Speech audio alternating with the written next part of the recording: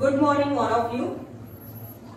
पिछले क्लासेस में हम लोगों ने अनुच्छेद के बारे में पढ़ा था। भाग 1 और भाग 2 जो है आपका कंप्लीट हो चुका है। आज हम लोग भाग 3 की ओर चलेंगे। भाग 3 में मूल अधिकारों का वर्णन किया गया है।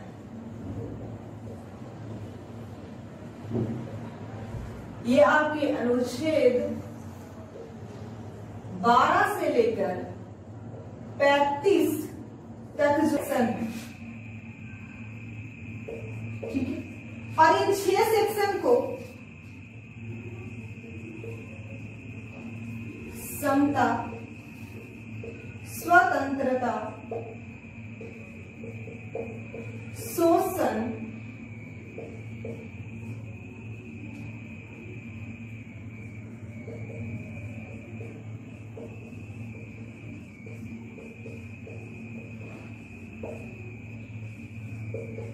धार्मिक स्वतंत्रता 25 से 28, सांस्कृतिक एवं शैक्षणिक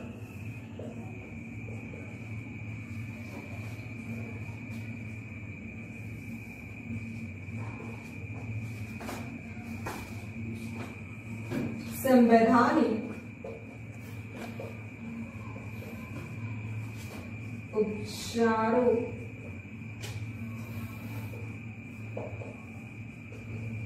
का अधिकार,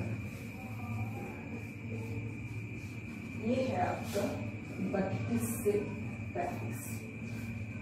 मूल अधिकार को 6 सेगमेंट में बांटा गया। पहला है आपका समता का अधिकार। अनुच्छेद 14 से 18 तक में आपके समता के अधिकार की व्याख्या की गई है। दूसरा है आपका स्वतंत्रता का अधिकार। अनुच्छेद 19 से लेकर 22 तक आपकी स्वतंत्रता के बारे में वर्णन किया गया है। तीसरा है आपका शोषण के विरुद्ध अधिकार। अनुच्छेद 23 और 24 जो है वो शोषण के विरुद्ध अधिकार की व्याख्या करता है। धार्मिक स्वतंत्रता का अधिकार, अनुच्छेद 25 से 28 तक जो है वो धार्मिक स्वतंत्रता की व्याख्या है। उसके बाद आपका सांस्कृतिक एवं शैक्षणिक अधिकार जो अनुच्छेद 29 और 30 में व्याख्यात की गई है। उसके बाद है आपका संवैधानिक उपचारों का अधिकार, अनुच्छेद 32 से लेकर 35 तक। इसमें आपका अनुच्छेद 31 जो है वो नहीं लिखा गया है, क्योंकि अनुच्छेद 31 जो है वर्तमान समय में निरसित की जा चुकी है, यानी इसे हटा दिया गया है, जिसके बारे में आगे जो है हम व्याख्या करेंगे। अब इन सारे चीजों की व्याख्या करने से पहले मैं आपको एक टर्म डिफाइन करना चाहती हूँ। मूल अधिकार ये है क्या, ये जान लीजिए। मूल अधिकार किसी भी व्यक्ति को दिया गया वो अधिकार है जो उसे उसके सरकार के खिलाफ या कार्यपालिका के खिलाफ दिया गया। ये क्यों दिया गया है? ताकि कार्यपालिका जो है अपने मन की मालिक ना हो जाए या अपने मनमाना ढंग से वो काम ना करने लगे, लोगों पे अपने निर्णयों को थोपने ना लगे, उनके अधिकारों का हनन ना करने लगे। इस व्यू से जो है संविधान निर्माताओं ने मूल अधिकार को जोड़ा था। मूल अधिकार को जोड़ने के पीछे एक कारण और भी था कि जो हमारा स्वतंत्रता की लड़ाई है उसमें विभिन्न तबके के लोगों के द्वारा इसमें पार्टिसिपेट किया गया था, और अंग्रेजों के द्वारा जो भी अधिकार उस समय लोगों के छीने गए थे उसे ध्यान में रखते हुए संविधान निर्माताओं ने ये जरूरत समझा कि नहीं, लोगों के पास उनके अधिकार होने चाहिए ताकि उन्हें अपने अधिकारों के प्रति सजगता है। अब हम लोग ये जानते हैं कि मूल अधिकार जो है वो अमेरिका के संविधान से ली गई है। अमेरिका के संविधान से मूल अधिकार ली गई है। इसके बारे में थोड़ा सा डिटेल में हम लोग जान लेते हैं। 1861 से लेकर 1865 ईस्वी तक अमेरिका में गृह युद्ध हुआ था। गृह युद्ध हुआ क्यों था? क्योंकि उस समय दास प्रथा जो है, खासकर कहा जाए तो दक्षिण अमेरिका में बहुत ही बड़े पैमाने पे लोगों से जबरन काम करवाया जाता था बिना उनकी मर्जी के, जिसके खिलाफ में दासों ने विद्रोह कर दिया था। जिसके बाद 1861 से लेकर 1865 ईस्वी तक अमेरिका में गृह युद्ध चला। उन दासों ने अपने अधिकारों के बारे में जाना और सरकार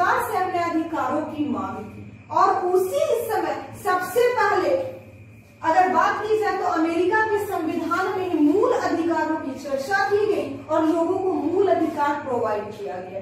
इस सारे टर्म से आप समझ सकते हैं कि हम लोगों ने यानी भारतीयों ने, भारत के संविधान निर्माताओं ने अमेरिका के संविधान से जो है मूल अधिकार क्यों लिए। उसी तरीके से आप लोग याद रखिएगा, एक आप टर्म्स आता है आपका मूल कर्तव्य, जो मैं अगला आपको भाग 4 के काम में पढ़ाने वाली हूँ। मूल कर्तव्य ये आपके रूस के संविधान से लिया गया है।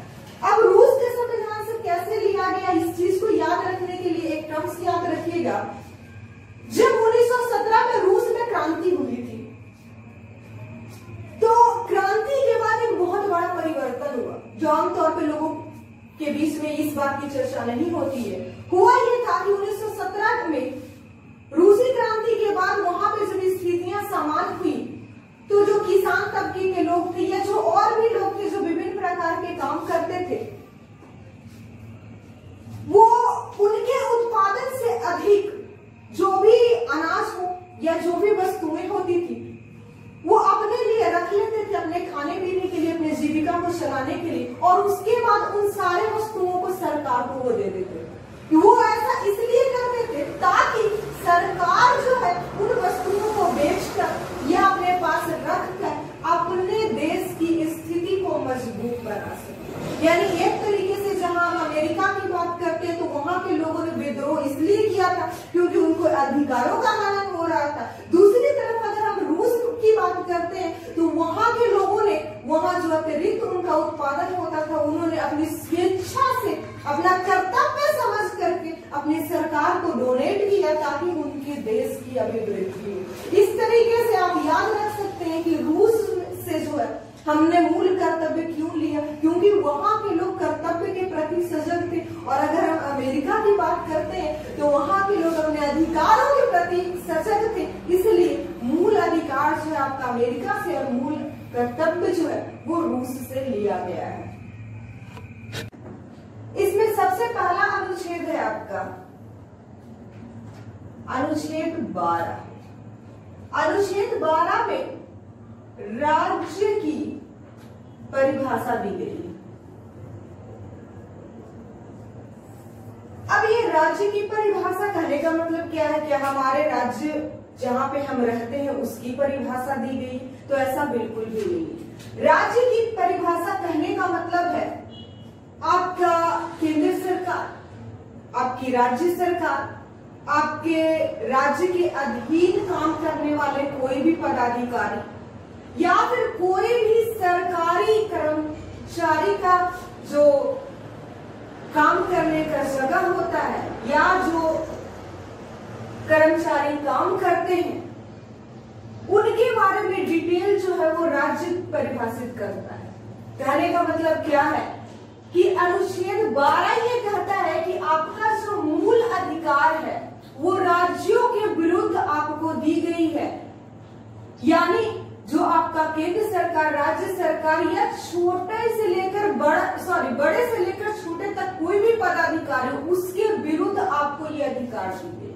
कहने का मतलब ये है कि अगर केंद्र सरकार आपके मूल अधिकारों का हनन करता है, राज्य सरकार आपके मूल अधिकारों का हनन करता है, कोई आईएएस ऑफिसर आपके अधिकारों का हनन करता है या फिर कोई चपरासी तबके का व्यक्ति भी आपके मूल अधिकार का हनन करता है, तो उसके विरुद्ध जाकर आप जो है न्यायालय में शिकायत दर्ज कर सकते और उसके खिलाफ कार्रवाई जो है वो होगी। वो आपके अनुच्छेद 12 जो है इसके बारे में डिटेल बताता है। यानी अनुच्छेद 12 में मूल अधिकार आपको जो है राज्यों के खिलाफ दी गई है। यानी राज्य में कौन कौन सम्मिलित होंगे? आपके केंद्र सरकार से लेकर राज्य सरकार, जिला सरकार, इनफैक्ट जितने भी तरह के पदाधिकारी, अधिकारी या प्रशासनिक अधिकारी होते हैं उन सबके खिलाफ जो आपको अधिकार दिया गया उसके बारे में अनुच्छेद 12 वर्णन करता है। उसके बाद आपका आता है अनुच्छेद 13।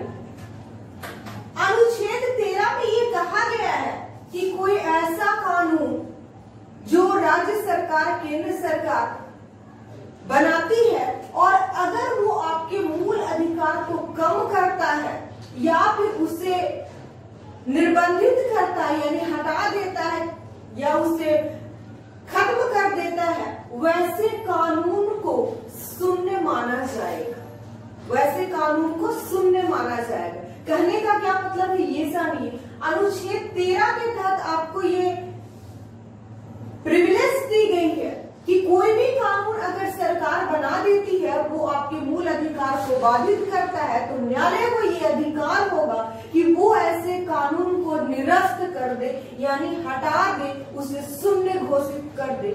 ये आपका अनुच्छेद 13 जो है वो डिफाइन करता है। अनुच्छेद 13 के बाद आपका आता है अनुच्छेद 14। अनुच्छेद 14 आपका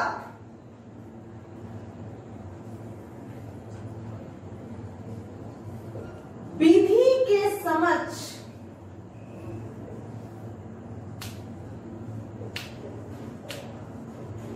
समता। विधि के समक्ष कहने का मतलब क्या है? कानूनी तौर पे आपको जो इक्वलिटी दी गई है उसके बारे में अनुच्छेद 14 जो है व्याख्या करता है। कहने का मतलब क्या है ये जानिए। अगर मैंने किसी का मर्डर कर दिया सपोज दैट, तो मुझे जो है फांसी की सजा हो गई, तो ऐसा नहीं है कि कोई और व्यक्ति भी मर्डर करके जाएगा तो उसे सरकार छोड़ देगी या फिर उस पे कार्रवाई नहीं करेगी या उसे कम सजा देगी। अगर मेरे इक्वल ही उसका गुनाह होगा तो जो सजा मुझे मिली है वही सजा सामने वाले को मिली, यानी कानून के नजर में हर व्यक्ति जो है वो समान होगा। वो आपका अनुच्छेद 14 जो है वो व्याख्यात करता है। अनुच्छेद 14 जो है ये आपके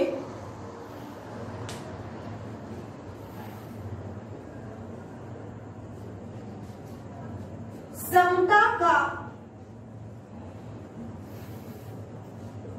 अधिकार, जो कि आपके अनुच्छेद 14 से 18 तक में व्याख्यात है, उसके बाद उसी का एक हिस्सा है। अनुच्छेद 14 के बाद आता है आपका अनुच्छेद 15 सामाजिक समता।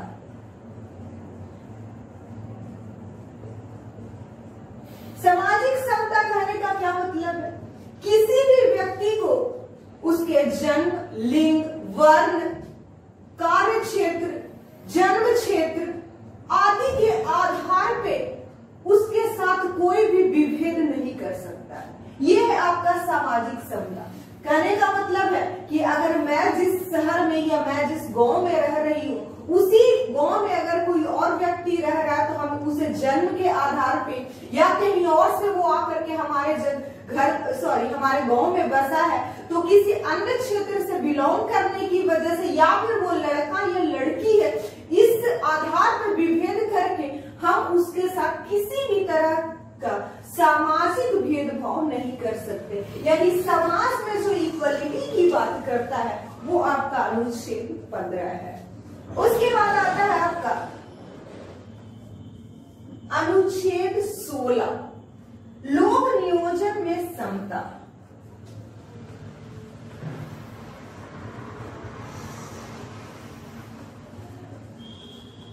लोक नियोजन कहने का मतलब है सरकार के अधीन कोई भी अगर वैकेंसी आती है, किसी तरह का कोई प्रशासनिक पद पे नियुक्ति की बात आती है, तो उसके बारे में जो है आपका अनुच्छेद 16 के तहत ये वर्णित किया गया है कि किसी भी व्यक्ति के साथ भेदभाव नहीं किया जाए। लेकिन इसमें एक अपवाद है। अपवाद क्या है कि कुछ हमारे समाज में जो है पिछड़े वर्ग के लोग हैं, जिनका शैक्षणिक या फिर आर्थिक दृष्टिकोण देखा जाए तो उस क्षेत्र में वो काफी ज्यादा पिछड़े हुए हैं। इस आधार पे सरकार उन्हें थोड़ी सी प्रिविलेज देती है, हमारे प्रशासनिक पदों की नियुक्ति हो या नौकरियां।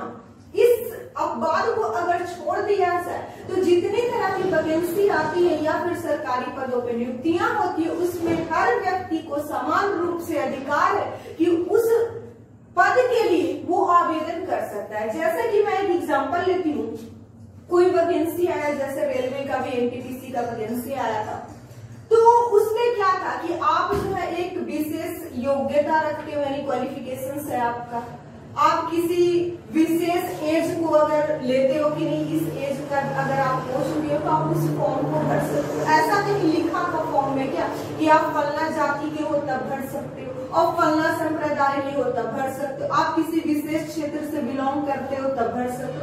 ऐसा कोई भी विभेद जो है हमारे फॉर्म में नहीं लिखा होता। यानी लोक नियोजन में समान अवसर प्रदान करता है आपका अनुच्छेद 16। उसके बाद आते हैं हम अनुच्छेद 17 में।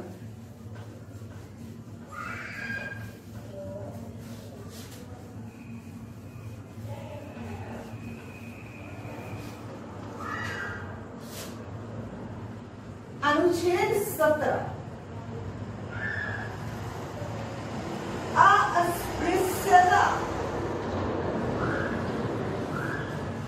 का अंत।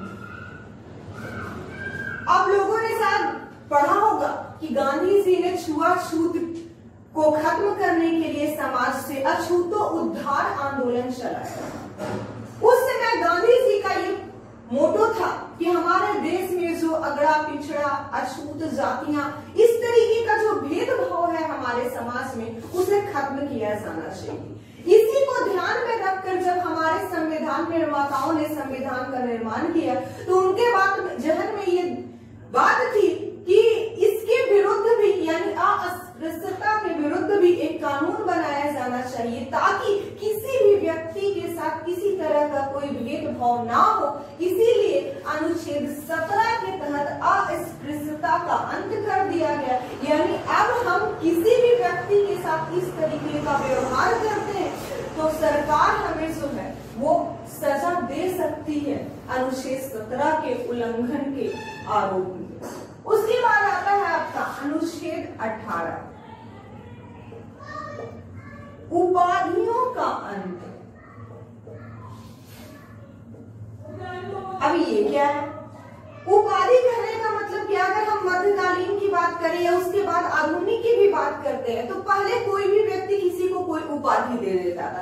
अंग्रेजों की अगर हम विशेषकर बात करें तो किसी को सर की उपाधि दे दिया, किसी को और किसी कोई उपाधि जो है वो दे दिया करता था। इसके लिए कोई कानून नहीं था हमारे पास, यानी कोई व्यक्ति किसी को कोई उपाधि दे देता था और वो उसे बहुत ही इजीली जो है एक्सेप्ट भी कर लेता था। लेकिन संविधान में अनुच्छेद 18 के तहत उपाधियों का अंत कर दिया गया। यानी अब हम किसी भी व्यक्ति को कोई उपाधि नहीं दे सकते कि नहीं हम तुमको फलना उपाधि दे, और वो रख भी नहीं सकता है क्योंकि अनुच्छेद 18 उसे इस बात की परमिशन नहीं देता। अब आप सोच रहे होंगे कि हमेशा हम लोग आए दिन करंट अफेयर पे टर्म्स पढ़ते हैं कि अमेरिका का जो सर्वोच्च सम्मान है फलना व्यक्ति को दिया गया, रूस का सर्वोच्च सम्मान फलना व्यक्ति को दिया, ये उपाधि इस व्यक्ति को दी गई। तो फिर वो कैसे एक्सेप्ट कर लेते हैं? अगर अनुच्छेद 18 उपाधियों का अंत कर दिया गया तो आप कर सकते हो, लेकिन आपको पहले सरकार से परमिशन लेनी होगी और जब सरकार आपको परमिट कर दे उसके बाद आप किसी तरह का उपाधि ग्रहण कर सकते हो, या फिर आप वैसा उपाधि ग्रहण कर सकते हो जो स्वयं आपको सरकार के द्वारा दी जाती है। जैसे कि आपका पद्मश्री हो गया, पद्म विभूषण हो गया, या और भी विशेष प्रकार की जो भी उपाधियां होती है जो सरकार के द्वारा पुरस्कार वगैरह दिया जाता है वो आप एक्सेप्ट कर सकते हो। लेकिन सरकार जो देती है उसे छोड़कर और सरकार के परमिशन लेने के बाद जो उपाधि ग्रहण की जाती है बस उसे छोड़कर आप कोई भी उपाधि या किसी भी अन्य देश के द्वारा या किसी व्यक्ति के द्वारा दी गई उपाधि को ग्रहण नहीं कर सकते हैं। उसके बाद आता है आपका अनुच्छेद 19।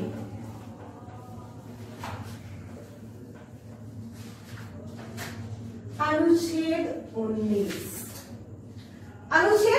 काफी ज्यादा इंटरेस्टिंग है आपका। ये आपके स्वतंत्रता के अधिकार के तहत आता है। स्वतंत्रता का अधिकार ये अनुच्छेद 19 से लेकर 22 तक व्याख्या करता है आपकी स्वतंत्रता, जिसमें सबसे इंपॉर्टेंट वर्ड हो जाता है आपका अनुच्छेद 19।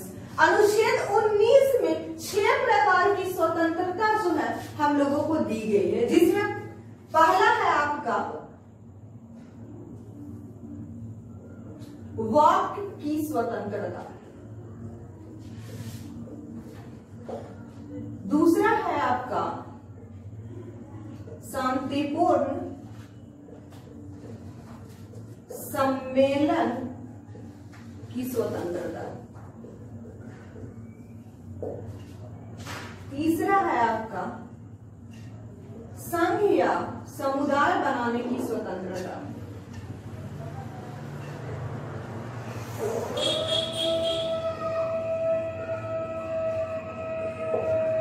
चौथा है आपका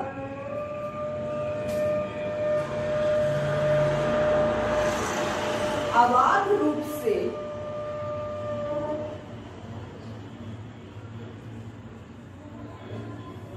संचरण करने की स्वतंत्रता।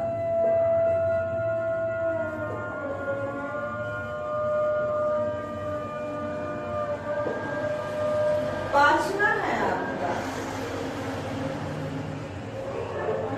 भारत में कहीं भी बसने या रहने की स्वतंत्रता।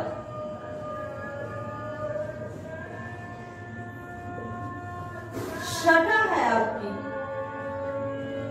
किसी भी प्रकार के आजीविका को अपनाने की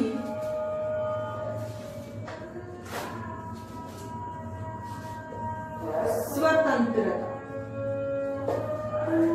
यानी इस तरीके से हम देखें तो 6 प्रकार की स्वतंत्रता जो है वो आपका अनुच्छेद 19 आपको प्रोवाइड करता है।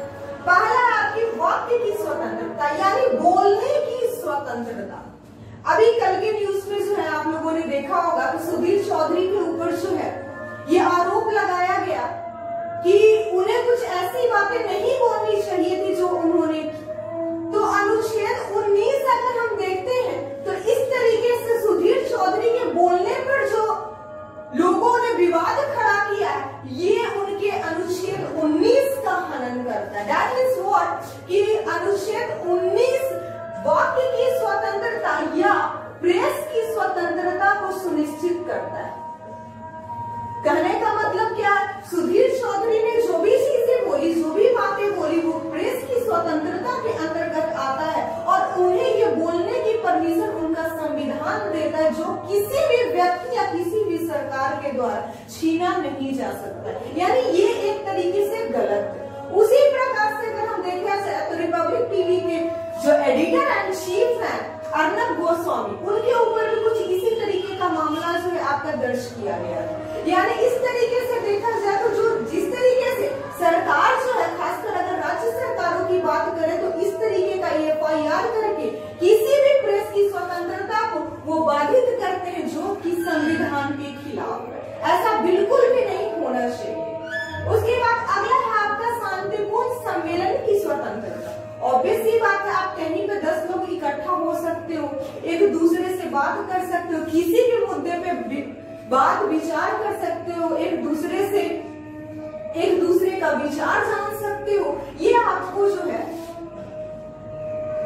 19 के 2 के तहत शांतिपूर्ण सम्मेलन करने की जो है स्वतंत्रता देता है। उसके बाद तीसरी स्वतंत्रता की अगर बात करें तो संघ और समुदाय बनाने की स्वतंत्रता। ऑब्वियस सी बात है, हम भी कोई संगठन बना सकते हैं, आप भी चाहो तो कोई संगठन बना सकते हो, उस संगठन का कोई नाम दे दो। जैसे हमारे यहाँ पे बहुत प्रकार की जो है संगठन इधर उधर आप लोग भी नाम सुनते होंगे, उसी प्रकार से किसी भी तरह का संगठन बनाने की स्वतंत्रता जो है आपका संविधान आपको देता है।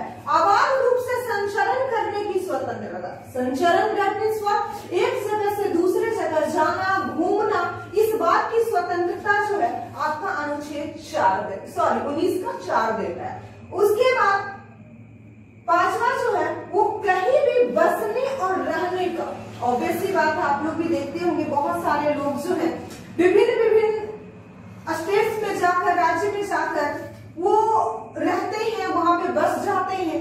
यानी कहीं पे भी रहने बसने की जो स्वतंत्रता है वो भी आपका अनुच्छेद 19 के 5 के तहत आता है। अगला 6वां जो है आपका वो किसी प्रकार की आजीविका को अपनाने की स्वतंत्रता। आजीविका कहने का मतलब है हम अपने जीवन को चलाने के लिए जो भी काम करते हैं, जो भी व्यापार वाणिज्य करते हैं उसे आजीविका कहा जाता है। अब यहाँ पे आप कहोगे कि किसी भी प्रकार की आजीविका का अपनाने का जो है अधिकार हमें दिया है, तो चलो हम ड्रग्स बनाते हैं, चलो हम बंदूकों का व्यापार करते हैं, हम अफीम उगाते हैं, ये भी तो एक जीविका को चलाने का साधन। लेकिन आप ऐसा नहीं कर सकते, क्योंकि जीविका को चलाना तो है, लेकिन कोई ऐसा काम नहीं करना है जिसे सरकार के द्वारा प्रतिबंध लगाया गया।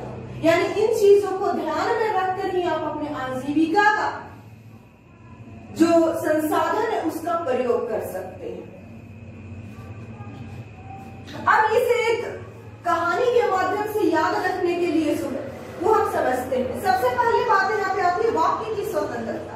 अब जब हम बोलते हैं, ठीक है, तो बोलेंगे तो लोग सुनने वाले भी तो होने चाहिए, ऑडियंस भी तो होनी चाहिए कि हम ऐसे ही बस बोले जा रहे हैं, सामने वाला कोई है नहीं सुनने के।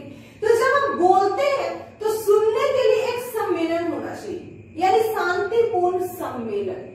बोलेंगे तो सम्मेलन होगा, और जब सम्मेलन होगा तो फिर बाद में वह एक संघ का रूप लेगा। यानी पहला जो है बोलना, दूसरा बोलने से आपका सम्मेलन बनता है, सम्मेलन होने से फिर आपका संघ का निर्माण होता है। अब जब आप संघ बना लिए तो उसके प्रचार प्रसार के लिए आप एक जगह से दूसरे जगह जाओ, यानी संचरण करोगे। तो बोलोगे तो सम्मेलन होगा, सम्मेलन होगा तो संघ बनाओगे, संघ बनाओगे तो एक जगह से दूसरे जगह जाओगे, और जब एक जगह से दूसरे जगह जाते जाते आप थक जाओगे तो कहीं एक जगह पे रुकोगे, थोड़ा सा वहां पे आराम करोगे। अब आराम करोगे तो भूख तो लगेगी, यानी आजीविका जो होती है, जो खाने पीने की चीजें होती है, उसकी जरूरत पड़ेगी। यानी इस तरीके से आप एक कहानी के माध्यम से समझो। तो हम बोलेंगे, बोलने पे सम्मेलन होगा, सम्मेलन के बाद हम संघ बनाएंगे, संघ बनेगी तो हम एक जगह से दूसरे जगह घूमेंगे, घूमने के बाद थक करके बैठेंगे, और बैठने के बाद हमें भूख लगेगी, जो भोजन जो है वो काफी अनिवार्य है। तो आप अनुच्छेद 19 का जो 6 डिविजन है इसको इस तरीके से बिल्कुल शॉर्टली समझ सकते हैं। उसके बाद अगला आता है अनुच्छेद 20।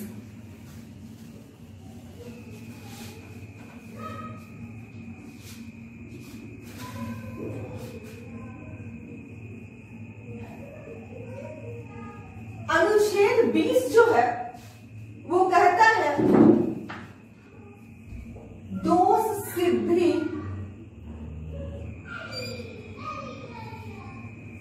से संरक्षण। अब ये क्या है दोष सिद्धि से संरक्षण? कहने का मतलब क्या है, आपको पुलिस ने गिरफ्तार कर लिया, वो आपको लेकर चली गई, ठीक है, तो पुलिस ने गिरफ्तार कर लिया, वो आपको लेकर चली गई। हो सकता है किसी ने आपके ऊपर जो FIR करवाया, किसी ने आप पे कोई इल्जाम लगाया कि देखिए इसने मेरे साथ इस तरीके का बर्ताव की, तो कोई बड़ी बात नहीं है कि पुलिस आई आपको लेकर के चली गई, होता है ये कोई बहुत बड़ी बात। लेकिन जब तक ये प्रूफ ना हो जाए कि आपने किसी प्रकार के कानून का उल्लंघन किया है, तब तक आपको सजा नहीं मिल सकती है। ये आपका अनुच्छेद 20 करता है। यानी दोष है आप पे, ठीक है, लेकिन जब तक वो सिद्ध नहीं हो जाएगा तब तक आप गुनहगार नहीं है। इस बात की व्याख्या अनुच्छेद 20 करता है। अनुच्छेद 20 के तहत ही एक बात और बताई गई है कि किसी भी व्यक्ति को एक ही गुनाह के लिए एक से अधिक बार दंडित नहीं किया जा सकता, या एक से अधिक बार उसे सजा नहीं दी जा सकती। कहने का मतलब क्या है ये समझिए। मान लो मैंने किसी का मर्डर कर दिया, ठीक है, अब मुझे न्यायालय में ले जाया गया, मेरा दोष सिद्ध हो गया, न्यायालय ने मुझे 14 वर्ष का कारावास दे दिया। और जब मैं 14 वर्ष का कारावास काट करके बाहर निकली तो न्यायालय ने या फिर किसी व्यक्ति ने जो है फिर से मेरे ऊपर मुकदमा दायर किया, कहा नहीं इसको तो 14 साल में ही आपने सजा दिया, ये तो बहुत कम है, इसको और सजा मिलनी चाहिए। तो ऐसा कोई भी अगर मुकदमा दायर होता है तो वो जो है अनुच्छेद 19 के तहत गलत होगा, और सरकार इसके खिलाफ रहेगी और न्यायालय इसका समर्थन नहीं करेगा। और किसी भी व्यक्ति को एक ही गुनाह के लिए 2 बार सजा नहीं मिलेगी। यानी जब मैंने 14 वर्ष का जो है अपना टर्म जो है गुनाह का जब वो काट लिया है, तो दूसरी बार मुझे किसी भी व्यक्ति के कहने पर या किसी भी व्यक्ति के मुकदमा दायर करने पे न्यायालय उस पर कोई संज्ञान नहीं लेगी, उस पर कोई जो है कार्रवाई नहीं करेगी। यानी एक ही दोष के लिए मुझे 2 बार दंडित नहीं किया जाएगा। ये आपका अनुच्छेद 20 कहता है। उसके बाद अगला है आपका अनुच्छेद 21, प्राण एवं दैहिक स्वतंत्रता।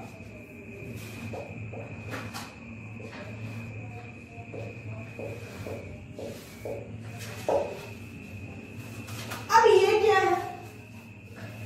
अनुच्छेद 21 जो है वो हमें ये अधिकार देता है कि बिना हमारी कोई गलती के, यानी जैसे मैंने एग्जांपल लिया था कि मैंने कोई गुनाह किया है, तब जो है मुझे उम्र कैद की सजा हो सकती है या हो सकता है मुझे प्राण दंड भी दिया जा सकता है। लेकिन अगर मैंने कोई गलती नहीं की है तो मुझे जो है किसी प्रकार की ना कोई सजा मिल सकती है, ना ही मेरे मर्जी के बिना मेरे प्राण को कोई छीन सकता है, यानी कोई मुझे मृत्यु दंड दे सकता है। ये आपका अनुच्छेद 21 के तहत हमें मूल अधिकार प्राप्त है कि हमें अपने प्राणों की रक्षा करने के लिए, अपने शरीर की रक्षा करने के लिए जो है स्वयं जो है अधिकार दिया गया है।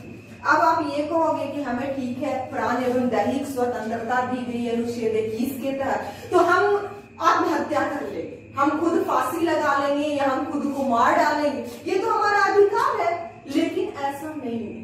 अगर गलती से आपने खुद की जान लेने की कोशिश की और आप गलती से भी बच गए, तो आपके ऊपर जो है मुकदमा चलेगा और आपको खुद को मारने के जुर्म में ही सजा होगी। इसलिए गलती से भी ये ना समझे कि अनुच्छेद 21 आपको खुद के जान लेने की परमिशन देता है। ये आपका बिल्कुल गलत है। ये आपको खुद की जान बचाने का, उसे सुरक्षित रखने का जो है अधिकार देता है, ना कि लेने का। कारण यही है कि जब हम किसी व्यक्ति की हत्या कर देते हैं तो हमें जो है कठोर से कठोर दंड मिलता है, क्योंकि किसी भी व्यक्ति को यह अधिकार नहीं दिया गया है कि वो किसी की हत्या करे या जान ले।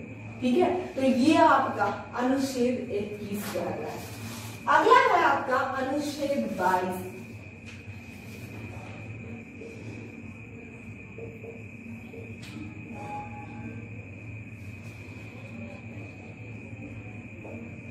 गिरफ्तारी एवं निरोध से संरक्षण।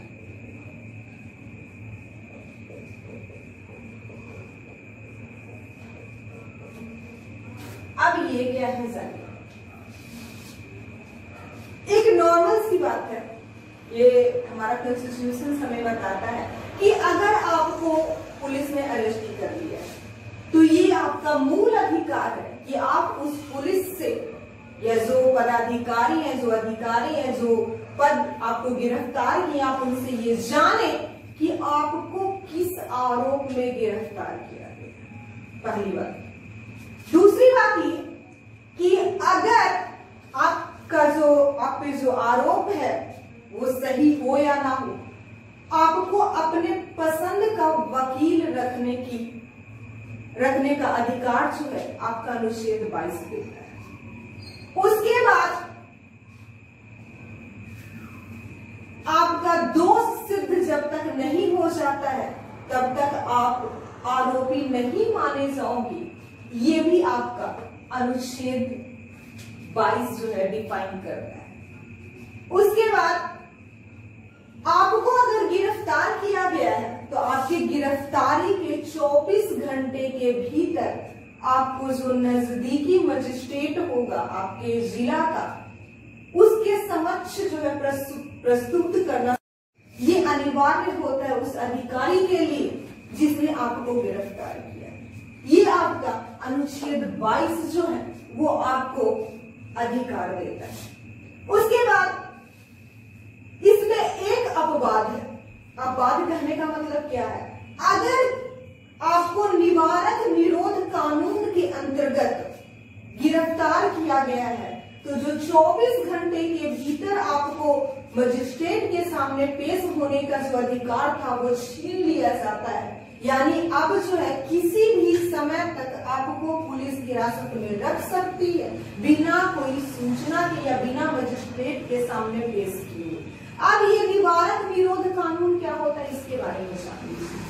जब किसी सरकार को ये लगे कि कोई वैसा व्यक्ति जो कोई ऐसी गतिविधि में लिप्त है जो कि हमारे राष्ट्र के लिए खतरा है या किसी व्यक्ति के लिए खतरा है, किसी प्रशासनिक अधिकारी के लिए खतरा है, इस कंडीशन में जो है सरकार उस व्यक्ति को बिना कुछ बताए हुए उसको अरेस्ट करती है और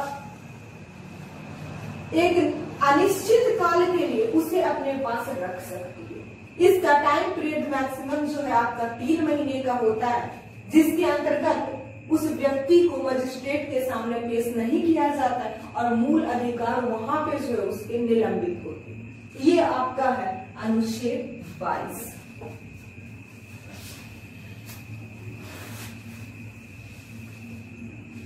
अगला है आपका अनुच्छेद 23 बलात् श्रम। बलात् श्रम कहने का क्या मतलब है? ये सब जबरन किसी से काम करवाना, उसकी इच्छा हो या ना हो, हम उससे जबरदस्ती अगर काम ले रहे हैं तो वो बलात् श्रम। इसी में आपका एक और टर्म जो है इंक्लूड होता है, वो होता है बेगारी करवाना।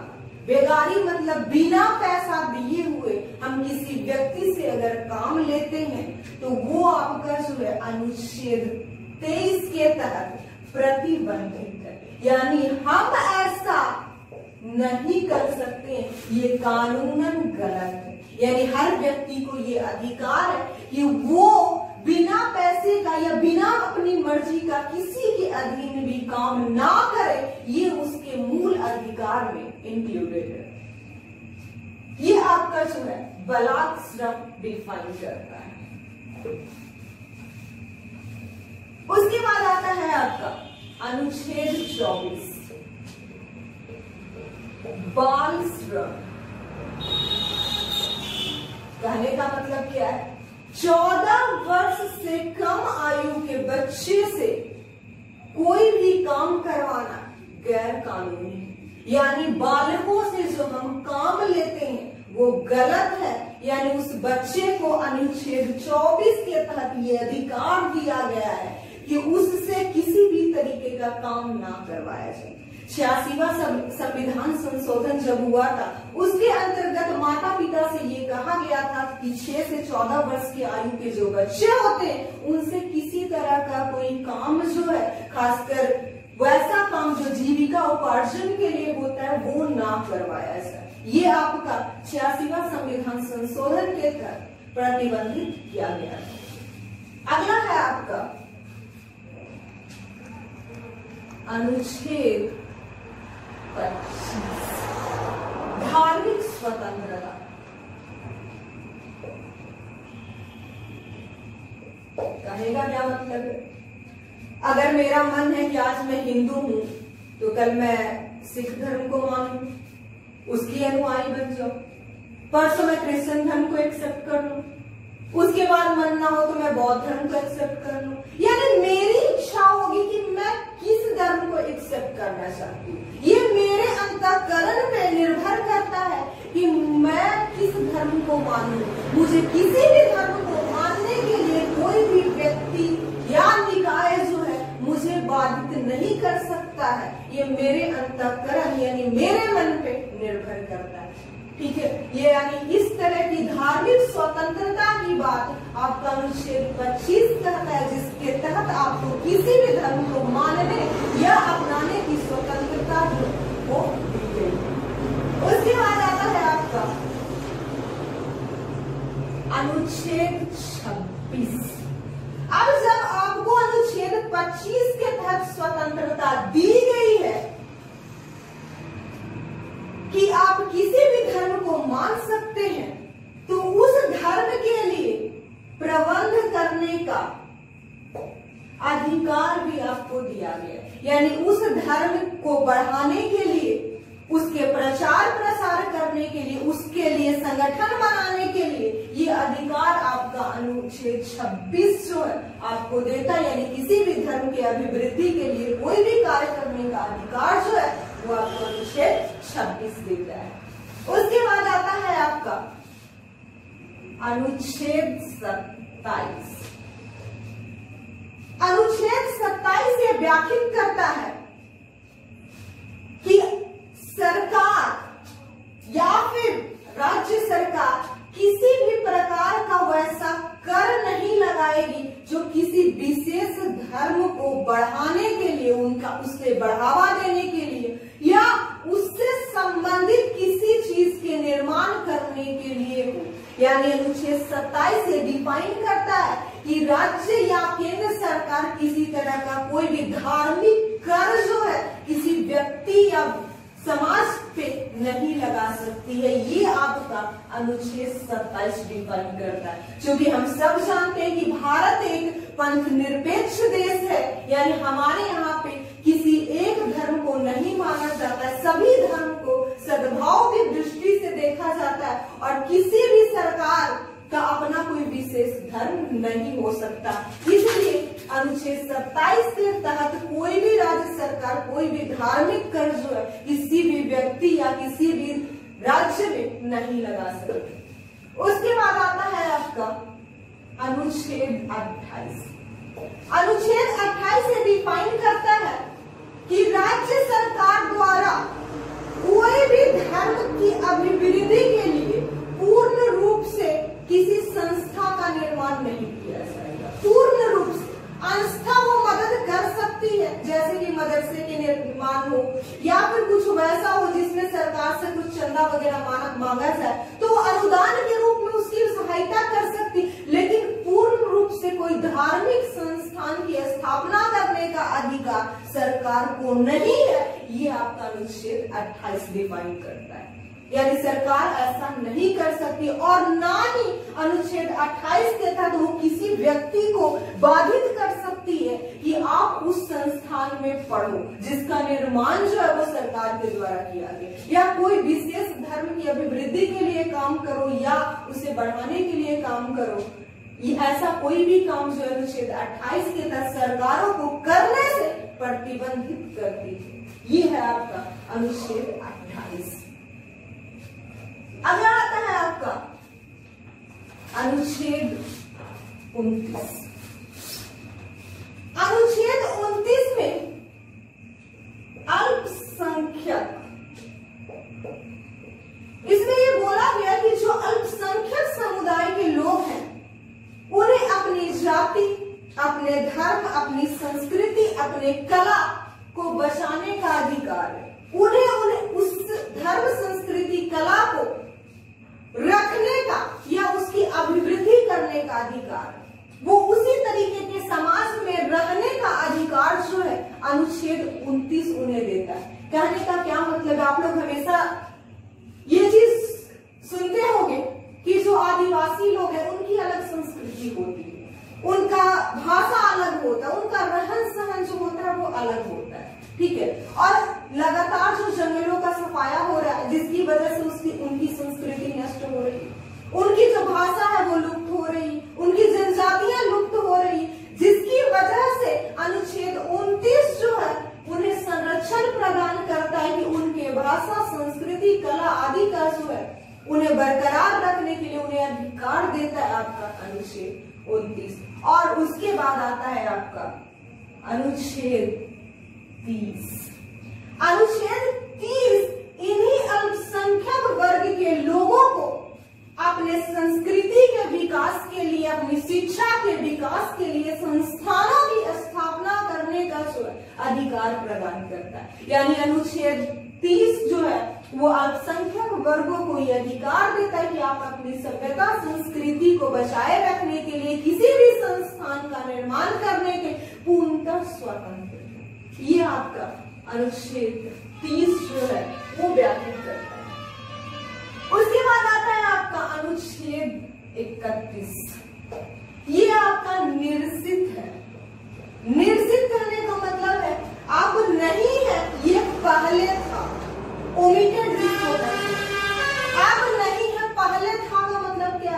अनुच्छेद 31 में संपत्ति के अधिकार की व्याख्या की गई थी 1978 के पहले। 44वां संविधान संशोधन 1978 में किया गया, जिसके तहत संपत्ति के अधिकार को अनुच्छेद 31 से हटाकर अनुच्छेद 300 के काम में जोड़ दिया गया। यानी इस तरीके से देखें तो अनुच्छेद 31 जो है वर्तमान समय में खत्म किया जा चुका है, अब इसका अस्तित्व नहीं है। उसके बाद आता है आपका अनुच्छेद 32 संवैधानिक उपचारों का अधिकार।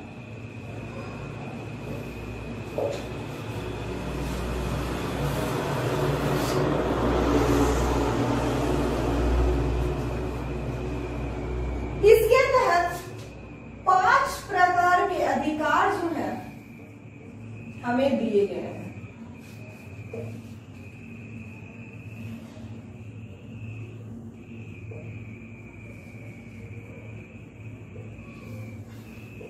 बंदी प्रत्यक्षीकरण, परमादेश, अधिकार पृच्छालेख,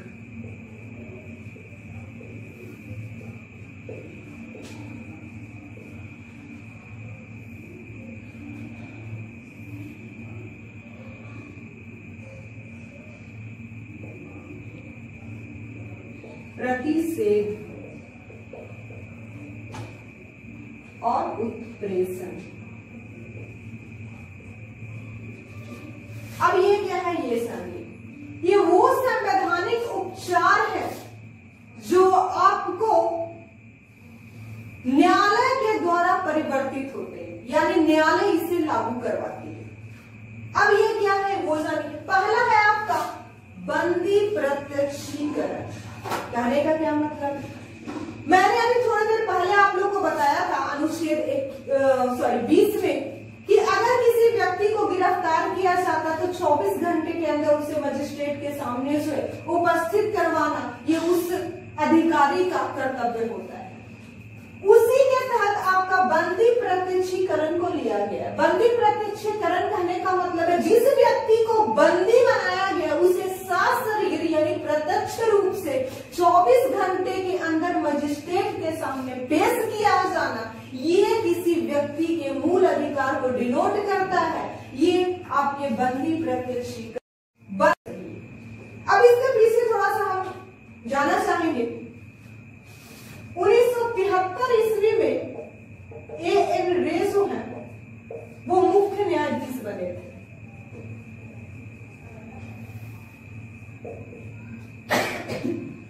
इससे पूर्व 1973 में ही S.M. सिकरी जो है वो मुख्य न्यायाधीश थे, जो कुछ समय के बाद 1973 में वो रिटायर करने वाले।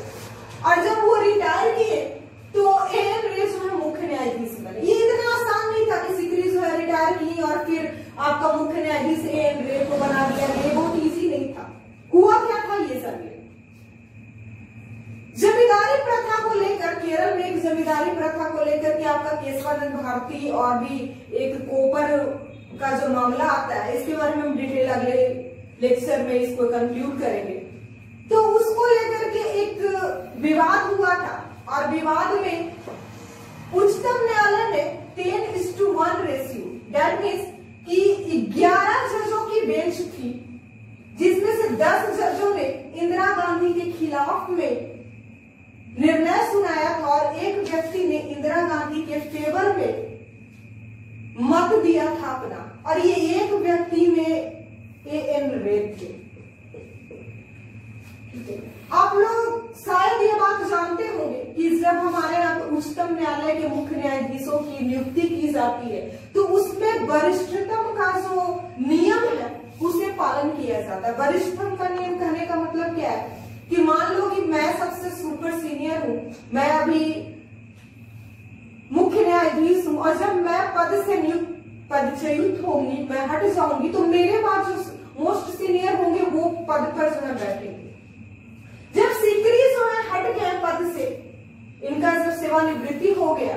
तो इनके बाद हेगड़े, ग्रोवर, सैलेट आदि बहुत सारे 3 कम से कम जो है वो सीनियर मोस्ट मुख्य न्यायाधीश थे। लेकिन उन तीनों सीनियर मोस्ट न्यायाधीशों को दरकिनार करके इंदिरा गांधी ने अपने प्रिय मुख्य न्यायाधीश A.N. रे को मुख्य न्यायाधीश नियुक्त किया और उन तीनों न्यायाधीशों ने बाद में अपने पद से इस्तीफा दे दिया इसके विरोध में। यानी पहली बार अगर कहा जाए भारत के इतिहास में तो वरिष्ठतम का जो नियम है उसे तोड़ने का काम 1973 में इंदिरा गांधी की सरकार के द्वारा किया गया। और ये सीक्वेंस जो है, ये नियम जिसको बोल सकते हैं कि वरिष्ठतम के पद को दरकिनार करके, उस नियम को दरकिनार करके 1993 ईस्वी तक इसे चलाया गया। यानी जो भी इसके बाद मुख्य न्यायाधीश रहे वो सब जो थे उस योग्य नहीं थे या वरिष्ठतम के नियम को पालन नहीं करते थे। फिर भी जबरन जो है गांधी परिवार के द्वारा, कांग्रेस के द्वारा अपने पसंद के न्यायाधीश को रखने का प्रचलन 1973 से लेकर 1993 तक चला। 1993 में जब पहली बार गैर कांग्रेसी सरकार जो है आई तो उसके बाद से न्यायाधीशों को ये लगने लगा कि जो सीक्वेंस अभी चल रहा था, जो 20 सालों से न्यायाधीशों के साथ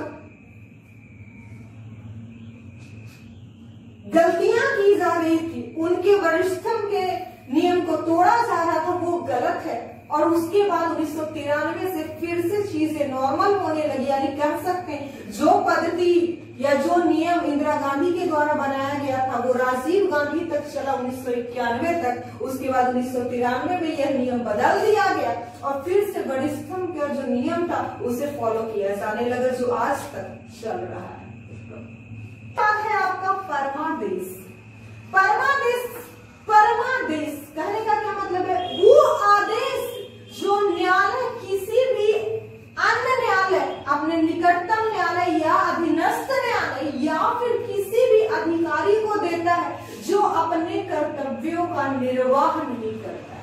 कहने का मतलब क्या है? मान लीजिए कि मैं कोई अधिकारी हूँ, मुझे समय पे ऑफिस जाना है, मुझे अपना काम करना है, लेकिन मैं अपना कोई काम नहीं कर रही। उस समय न्यायालय मुझे ये आदेश देगी कि आपका ये कर्तव्य है, आपकी ये ड्यूटी है और आप इसे कंप्लीट करो। ये होता है आपका परमादेश।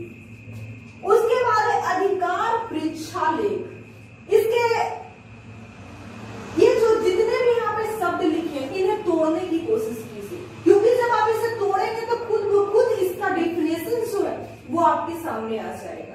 जैसे मैंने परमादेश को तोड़ा, परम आदेश, बंदी प्रत्यक्षीकरण, जो बंदी बनाया गया व्यक्ति है उसे प्रत्यक्ष रूप से पेश करना।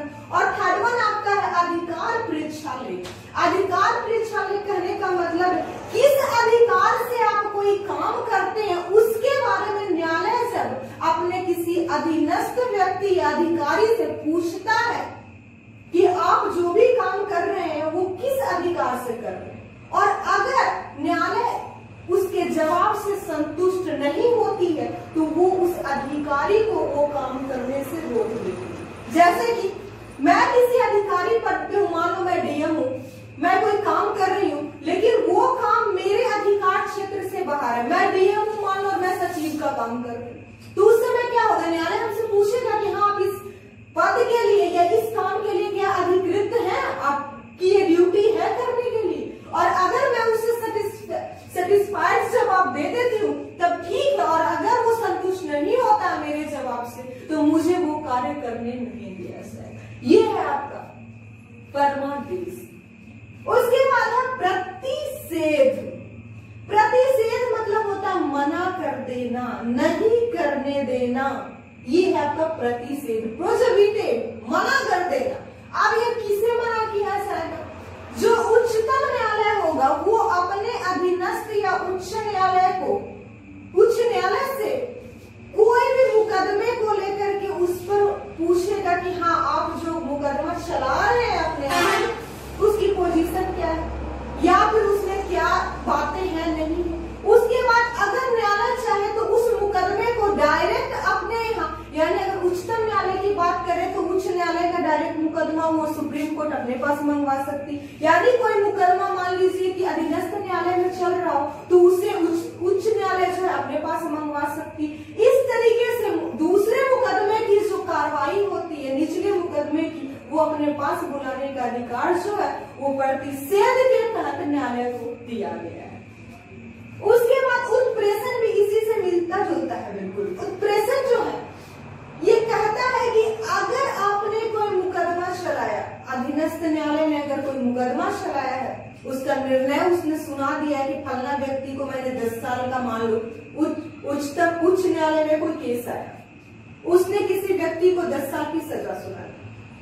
अब उसमें हस्तक्षेप करेगा आपका उच्चतम न्यायालय कि आपने फलना व्यक्ति को 10 साल की सजा किस बेसिस पर, वो उससे वर्णन मांगेगा, विवरण मांगेगा और उच्च न्यायालय उच्चतम न्यायालय को विवरण देगा। और अगर वो संतुष्ट नहीं होगा, ठीक है, और जब तक ये कार्रवाई चलते रहेगी, मतलब कि उच्च न्यायालय विवरण दे रहा है, चीजें जो है वो चल रही हैं अभी, तब तक जो उच्च न्यायालय के द्वारा 10 साल की सजा सुनाई गई है वो लागू नहीं होगा। यानी व्यक्ति तब तक पेंडिंग में पड़ा रहेगा और जैसे उसके खिलाफ केस चल रहा था वो चलता रहेगा और कोई उसको सजा नहीं मिलेगी। बाद में उच्चतम न्यायालय अगर चाहे तो अपने पास उस केस को मंगवा कर उस पर पुनः कार्रवाई कर सकती है और हो सके तो उस सजा को बढ़ा सकते हैं या ना हो सके तो उस सजा को घटा भी सकती है। ये न्यायालय की मर्जी पर डिपेंड करता है। इस तरीके से ये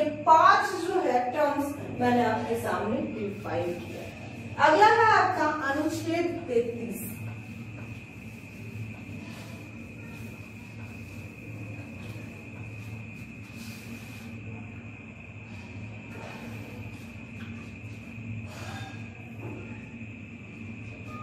अनुच्छेद 33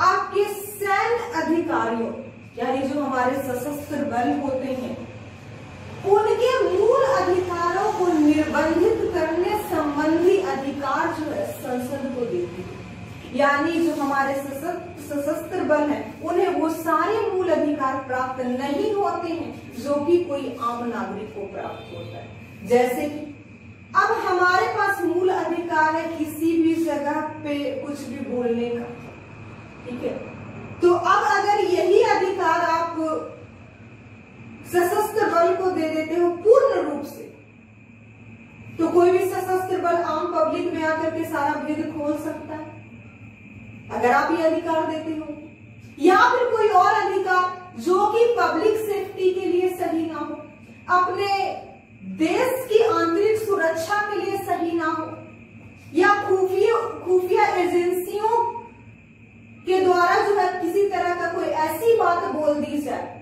जो कि देश के लिए खतरा हो, तो इस तरीके का प्रतिबंध जो है संसद लगा सकती है। हमारे सशस्त्र बलों के ऊपर उनके अधिकारों को लिमिट में रख सकती है, उस पर प्रतिबंध लगाने का अधिकार अनुच्छेद 33 जो है वो देता है संसद को।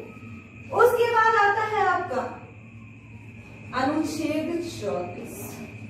अनुच्छेद 34 ये व्याख्या करता है कि जब किसी देश या राज्य में सैन्य शासन लगा हो तो लोगों के मूल अधिकार जो है वो निलंबित हो जाते हैं। जैसे कि आप लोगों ने हमेशा सुना होगा कि फलना स्टेट में धारा 144 लग गया, अब जो है 5 व्यक्ति 7 व्यक्ति एक जगह पे इकट्ठा नहीं हो सकते हो, सम्मेलन नहीं कोई कर सकते हो, या फिर कोई प्रेस कॉन्फ्रेंस नहीं कर सकते हो, सार्वजनिक जो है वो रूप से सम्मेलन नहीं कर सकते हो, रोड पे जुलूस नहीं निकाल सकते, इस तरीके का प्रतिबंध लगाया जाता है। अब कहोगे ये तो मेरे अनुच्छेद 19 का जो अनुच्छेद 19 के तहत जो मुझे अधिकार दिया गया उसका हनन है। बिल्कुल हनन नहीं है। क्यों? क्योंकि अनुच्छेद 34 ये व्याख्या करता है कि जब आपके देश में सैन्य शासन लगा हो तो आपको इस तरीके का कोई भी काम करने का अधिकार, ये आपका अनुच्छेद 34 जो है व्याख्या करता है,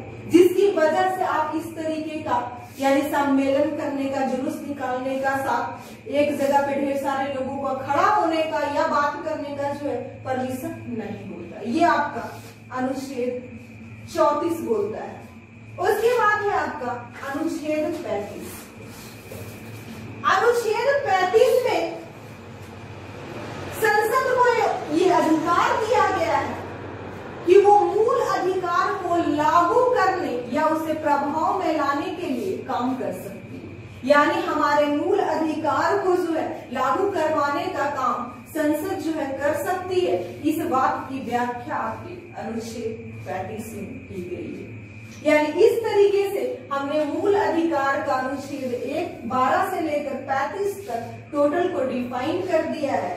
अगर इसके अतिरिक्त आप लोगों को कोई दिक्कत हो, कोई कंफ्यूजन हो तो कमेंट बॉक्स में जरूर लिखिए। और यदि आपको ये वीडियो अच्छा लगा हो तो इसे लाइक और सब्सक्राइब करना बिल्कुल भी ना भूलें। Okay, thank you.